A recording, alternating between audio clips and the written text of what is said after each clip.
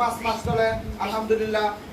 দিন দিন আমাদের ছাত্র বাড়তেছে, আরো বাড়বে ইনশাআল্লাহ যদি আপনারা সহায়তা করেন।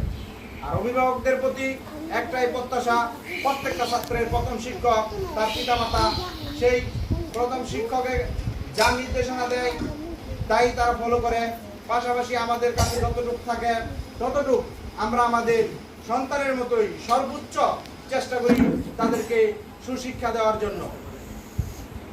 তো সম্মানিত অভিভাবকবৃন্দ, আপনাদের কাছে আমাদের একটাই রিকোয়েস্ট বা আবেদন থাকবে, আপনারা প্রত্যেকটা ছাত্রকে রেগুলার ক্লাসে পাঠাবেন।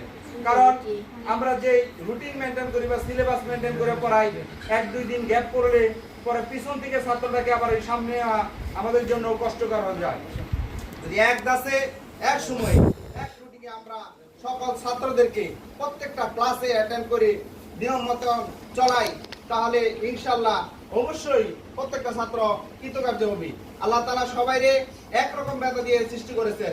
ক্লাসের লাস্ট ছাত্রটা যেরকম মেধা, ফার্স্টের ছাত্রের একই রকম মেধা, কিন্তু ফার্স্ট হইলো কেন? কারণ দেখা গেছে কি করতেছে, প্রাইভেট করতেছে, বাড়িতে আব্বা আম্মার কাছে পড়তেছে, ক্লাসের মধ্যে মনোযোগ আছে। আর যে লাস্ট বেঞ্চের ছাত্র সে দেখা গেছে একটু অমনোযোগী, এদিক ওদিক খেয়াল, বাসায় গিয়ে ভালো করে পড়ে না এই জন্য। কিন্তু তাই বলে এই ভাবা যাবে না যে আমার ছাত্রের মেধা কম বা আমার ছাত্রটা দুর্বল।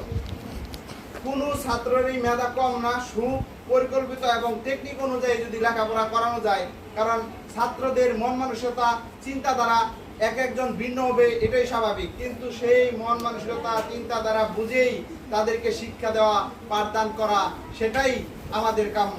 আর আজকে কালকে যে প্রশিক্ষণগুলো, যে কোর্সগুলো চালু হয়েছে, সেই কোর্সগুলোতে গবেষণা করে ছাত্রদের কিভাবে অ্যাটেনশন দেওয়া যায়, কিভাবে তাদের মন মানসিকতা শিক্ষকদের প্রতি নেওয়া যায়, সেই ধারণাই দিয়ে থাকে।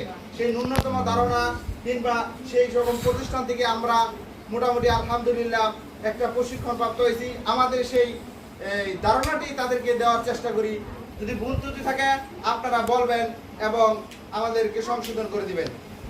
তো আজকে আর দীর্ঘায়িত না করে এ পর্যায়ে আমরা ফলাফল ঘোষণার অনুষ্ঠানে চলে যাচ্ছি।